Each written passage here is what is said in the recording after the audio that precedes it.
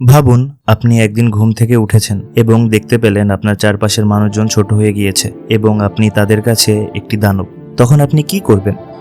ঠিক এমনই একটি কাহিনী নিয়ে নির্মিত হয়েছে গালিভার্স ট্রাভেল মুভিটি। তো আর সময় নষ্ট না করে মুভিটির কাহিনী শোনা যাক। মুভির শুরুতে আমরা মেইন ক্যারেক্টারকে দেখি যার নাম গালিভার। গালিভার একটি কেয়ারফ্রি লাইফ লিড করতেই পছন্দ করে, সব সময় নিজের মতো হাসি মজা করেই দিন কাটায় সে। বেসিক্যালি সে লাইফকে খুব একটা সিরিয়াসলি নেয় না। গালিভার একটি প্রাইভেট কোম্পানিতে মেইল রুমে কাজ করে। আজ তার ডিপার্টমেন্টে একটি নতুন ছেলে যার নাম ডেন জয়েন করেছে এবং প্রথম দিনই গালিভার তাকে কিছু উদ্ভট প্রশ্ন করে ইরিটেট করে। তারপর গালিভার তাকে তাদের অফিস ঘুরিয়ে দেখায় এবং তাকে তার কাজগুলো বুঝিয়ে দেয়। সেই সময় আমরা আরেকটি মেয়েকে দেখতে পাই যার নাম ডার্সি। ডার্সি সেই কোম্পানিতেই কাজ করে, যে একজন জার্নালিস্ট, এবং আমরা জানতে পারি গালিভার মনে মনে ডার্সিকে ভালোবাসে, কিন্তু সে তাকে তার মনের কথা বলতে পারছে না, যেটা আবার ডেন বুঝতে পেরে যায়। সেই জন্যই লিফটের মধ্যে সে গালিভারকে সুযোগ করে দেয় ডার্সির সঙ্গে মনের কথা জানানো, কিন্তু গালিভার সে ডার্সির সঙ্গে কোনো কথাই বলতে পারে না। তারপর গালিভার তার অফিস রুমে গিটার বাজাচ্ছে এবং সেখানে ডেন উপস্থিত হয়। আসলে ডেন ছিল গালিভারের আন্ডারে, কিন্তু তাকে প্রমোট করে গালিভারের বস বানিয়ে দেওয়া হয়েছে, যেটা শুনে গালিভার পুরো অবাক, কারণ সে সেই অফিসে লাস্ট 10 বছর ধরে কাজ করছে। তাকে প্রমোট করা হলো না, কিন্তু ডেন, যে তার চাকরির প্রথম দিনে প্রমোশন পেয়ে গিয়েছে। ডেন তখন গালিভারকে জানায় যে তার কেয়ারফ্রি লাইফস্টাইলের জন্যই সে জীবনে কিছু করতে পারছে না, তাকে তার লাইফে আরো সিরিয়াস হওয়া উচিত, কারণ তার ঠিক এই নেচারের কারণেই কিন্তু সে এখনো ডার্সিকে ইমপ্রেস করতে পারেনি। যেটা শুনে গালিভার অনেক কষ্ট পায় এবং সে ডিসাইড করে সে ডার্সির সঙ্গে গিয়ে কথা বলবে। সেজন্যই গালিভার চলে যায় ডার্সির রুমে, কিন্তু সেখানে যাওয়ার পরে সে প্রচুর নার্ভাস হয়ে পড়ে। সে বুঝতে পারে না সে কি বলবে, তাই গালিভার টেবিলের উপরে রাখা একটি কাগজ নিয়ে নেয় এবং ডার্সিকে জানায় সে সেই কাগজটি নিতে এসেছিল, কিন্তু সেই কাগজটি ছিল একটি ট্রাভেল ফর্ম।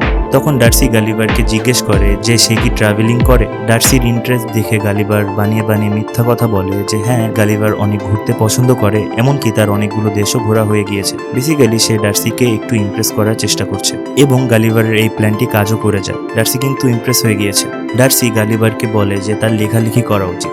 সে যে এতগুলো দেশ ঘুরেছে, তার এক্সপিরিয়েন্সগুলো যদি সে লিখে পাবলিশ করে তাহলে হয়তো লোকেরা সেগুলো পছন্দ করবে। কিন্তু গালিভার কি লিখবে?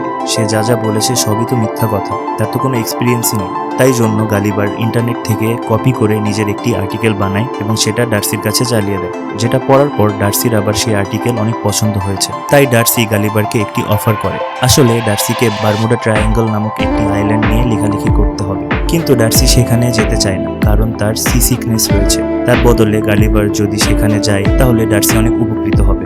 তাই ডার্সিকে ইমপ্রেস করতে গালিভার বেরিয়ে পড়ে বারমুডা ট্রায়াঙ্গেলের উদ্দেশ্যে। যেহেতু বারমুডা ট্রায়াঙ্গেল একটি আইল্যান্ড, তাই সেখানে যেতে গালিভারের একটি বোট লাগবে। তাই সে একটি বোট হায়ার করে। একটি লোক গালিভারকে বুঝিয়ে দেয় কিভাবে সেই বোটটি নিয়ে সেই আইল্যান্ডে যেতে হবে, কিন্তু গালিভার তো সেদিকে মনে নেই।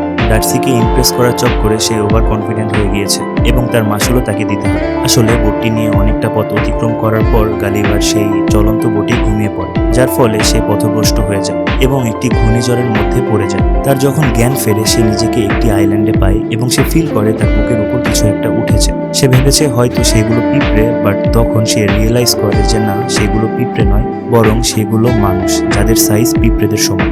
যেটা বুঝতে পেরে সে অবাক হয়ে যায় এবং ভাবতে থাকে হয়তো সে স্বপ্ন দেখছে, কিন্তু দ্রুতই তার ভুল ধারণাটি ভেঙে যায় এবং সে বুঝতে পারে এগুলো সবই বাস্তব। আসলে এই স্থানের নাম কিংডম অফ লিলিপুট এবং এই লিলিপুটগুলো সাইজে অনেক ছোট, যদিও তাদের বাহিরের দুনিয়ার সঙ্গে কোনো কানেকশন নেই বলে এদের ব্যাপারে কেউ জানে না।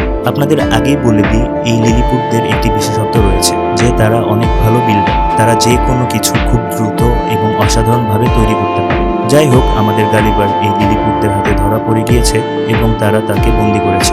আসলে তাদের কাছে গালিভার একটি জায়গা। স্বাভাবিকভাবেই তারা তাকে থ্রেট মনে করছে, এজন্যই গালিভারকে তারা বন্দি করে রেখেছে। যদিও গালিভার এখনো নিজের চোখকে বিশ্বাস করতে পারছে না, সে ভাবছে হয়তো তার সঙ্গে কেউ বা কারা প্র্যাঙ্ক করছে। যাই হোক, গালিভারকে একটি গুহায় বন্দি করা হয়েছে এবং সেই জেলখানাতেই তার সঙ্গে অন্য একটি কয়েদির পরিচয় হয় যার নাম কুরেশি, এবং তাকে এখানে বন্দি করা হয়েছে কারণ সে একজন কমন ম্যান হওয়া সত্ত্বেও সেই রাজ্যের প্রিন্সেসকে ভালোবাসে। যাই হোক, সেই সময় সেখানকার আর্মি জেনারেল এডওয়ার্ড উপস্থিত হয় এবং তারই সঙ্গে প্রিন্সেসের বাগদান হয়েছে। তো সেই জেনারেল এডওয়ার্ড গালিবারকে গরুর মতো খাটাচ্ছে, মানে সে একটি যন্ত্রের সাথে গালিবারকে বেঁধে গালিবারকে দিয়ে সেটা টানাচ্ছে, যেটা কিছুটা লাঙলের মতো কাজ করে। ঠিক সেই মুহূর্তে সেই স্থানে অন্য রাজ্যের সৈন্যরা আক্রমণ করে দিয়েছে। তারা প্রিন্সেসকে কিডন্যাপ করার চেষ্টা করছে, কিন্তু সেই মুহূর্তে গালিবার সেখানে গিয়ে শত্রুদের হাত থেকে প্রিন্সেসকে রক্ষা করে। এমনকি তারা সেই রাজপ্রাসাদে আগুন লাগিয়ে দিয়েছে যেখানে কিং আটকা পড়ে গিয়েছে। উপায় না পেয়ে গালিবার মূত্র বিসর্জনের মাধ্যমে কিংকে বাঁচায়। একই সাথে সে সেই রাজ্যের একজন হিরোতে পরিণত হয়। সবার বিশ্বাস সে অর্জন করে নিয়েছে, যার ফলে সে এখন আর কোনো বন্দী নয়। এমনকি সে হুরেশিওকেও মুক্ত করিয়ে নেয়। তো রাতে অনেক বড় একটি খাবারের আয়োজন করা হয়েছে, যেখানে কিং গালিবারকে প্রশ্ন করে যে সে কোথা থেকে এসেছে। গালিবার তখন তার পুরো কাহিনীটি বলে যে সে নিউ ইয়র্কে থাকে এবং বারমুডা ট্রায়াঙ্গল নামক একটি আইল্যান্ডে যাওয়ার পথে সামুদ্রিক ঝড়ে তার বোট ডুবে যায় ও এখানে সে চলে আসে। তখন কিং তাকে প্রমিস করে যে তারা তাকে তার বোটটি খুঁজে দেবে। যদিও সেখানকার সকলেই ভাবতে থাকে যে গালিবার এত বাহাদুর, হয়তো সে নিউ ইয়র্কের প্রেসিডেন্ট এবং তার কাছে তার বাহাদুরের গল্প শুনতে চায়। এখন বেচারা গালিবার কি করবে? তাই জন্য সে বানিয়ে কিছু মিথ্যা কথা বলে। কিন্তু সেই মিথ্যা কথা বলতে বলতে গালিবার অনেক মজা পেয়ে যায় এবং আরো বাড়িয়ে বলতে থাকে যে সে অনেক বড় এক বীর, পৃথিবীর প্রতিটা কোণে তার বীরত্বের জয়ধ্বনি, এমনকি সে মৃত্যুর পরেও জীবিত হতে পারে। মানে মুখে যা আসছিল সে তাই বলছিল এবং এই লিলিপুটগুলো তার সকল কথাই বিশ্বাস করে নেয়। যাই হোক, যতদিন তার বোটটি খুঁজে পাওয়া না যায় ততদিন গালিবারকে এখানেই থাকতে হবে। এজন্য লিলিপুটরা গালিবারের জন্য বিশাল একটি বাড়ি বানায়, যেমনটা গালিবার চেয়েছিল। মোট কথা, তার আরাম আয়েশের কমতি নেই। একদিন হুরেশিও গালিবারকে তার মনের কথা খুলে বলে যে সে প্রিন্সেসকে কতটা ভালোবাসে এবং প্রিন্সেসকে ইমপ্রেস করতে গালিবারের কাছে সাহায্য চায়। যদিও এ ব্যাপারে গালিবারের কোনো আইডিয়াই নেই, কারণ সে নিজেও একটি মেয়েকে পছন্দ করে, তবুও সে তার মনের কথা বলতে পারছে না। তারপর গালিবার হুরেশিওকে কিছু উদ্ভট আইডিয়া দেয়, যেটা অ্যাকচুয়ালি কাজ করে যায়। প্রিন্সেস আসলে ইমপ্রেস হয়েছে। সেদিন রাতেই জেনারেল এডওয়ার্ড গালিবারের সঙ্গে দেখা করে এবং তাকে জানায় যে তারা তার বোটটি খুঁজে পেয়েছে এবং খুব দ্রুতই গালিবারকে বাড়ি পাঠিয়ে দেওয়া হবে। আসলে জেনারেল এডওয়ার্ড গালিবারকে একদমই পছন্দ করে না। সে চায় যে গালিবার এখান থেকে চলে যাক। সেই স্থানেই গালিবার তার ফোনটি খুঁজে পায়। তার ফোনে নেটওয়ার্ক না থাকলেও সেখানে 12টি ভয়েস মেসেজ এসেছে, যেগুলো শুনে গালিবার বুঝতে পারে যে ডার্সি তার মিথ্যা কথাগুলো জেনে গিয়েছে। সে যে ডার্সিকে আর্টিকেলটা দিয়েছিল তার পুরোটাই কপি, সেগুলো ডার্সি বুঝতে পেরেছে। এজন্যই ডার্সি খুব রাগান্বিত এবং সে আসছে গালিবারের সঙ্গে সাক্ষাৎ করতে। তারপর আমরা দেখতে পাই জেনারেল এডওয়ার্ডকে তার পদ থেকে সরিয়ে গালিবারকে সেখানকার জেনারেল বানানো হয়, যার ফলে এডওয়ার্ড প্রচন্ড রেগে যায় এবং তার রাজ্যের সকল ডিফেন্স সিস্টেম বন্ধ করে দেয়। সে ভেবেছিল তাদের রাজ্যে আক্রমণ হলে গালিবার লিলিপুট কিংডমকে প্রোটেক্ট করতে পারবে না এবং এডওয়ার্ডকে পুনরায় জেনারেল বানানো হবে। আসলে অন্য রাজ্য তাদের রাজ্যের উপরে আক্রমণ করে,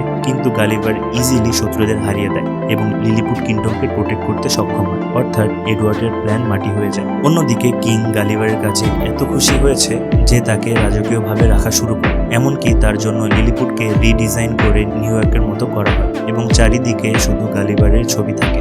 এদিকে প্রিন্সেসও এডওয়ার্ডের সঙ্গে তার বাগদান ক্যান্সেল করে দেয়, যেটা দেখে এডওয়ার্ড এত ক্ষুব্ধ হয় যে সে সরাসরি শত্রু রাজ্যে চলে যায় এবং তাদের সঙ্গে হাত মেলায় এবং সে শত্রুপক্ষের সঙ্গে মিলে গালিবারকে হারানোর প্রস্তুতি নিতে থাকে। তার কিছুদিন পর গালিবার বাকি সবার সঙ্গে একটি স্থানে মজা করছিল। ঠিক সে সময় সেখানে এডওয়ার্ড একটি রোবটের মধ্যে করে উপস্থিত হয়। সেই গালিবারকে ফাইটে চ্যালেঞ্জ করে, যদিও রোবটের সাইজ দেখে গালিবার হাসতে থাকে এবং এডওয়ার্ডকে কিছু অপমানজনক কথা বলে, যেটা শুনে এডওয়ার্ড ফাইট মোডটি অন করে এবং তখন আমরা রোবটটির আসল ক্ষমতা দেখি। সেই রোবটটি গালিবার থেকেও বিশাল ও শক্তিশালী ছিল, যার কারণে গালিবার সেই রোবটের সঙ্গে লড়ে পারে না এবং এডওয়ার্ড ইজিলি তাকে হারিয়ে দেয়। তখন গালিবার ভয়ে এডওয়ার্ডের কাছে হার মেনে নেয়, যেটা দেখতে পেয়ে রাজপরিবার ও বাকিরা অবাক হয়ে যায়। তারা বিশ্বাসই করতে পারছে না তাদের সেভিয়ার বীর গালিবার, যার এত বীরত্বের কাহিনী তারা শুনেছে, সে এত সহজেই হার মেনে নিল।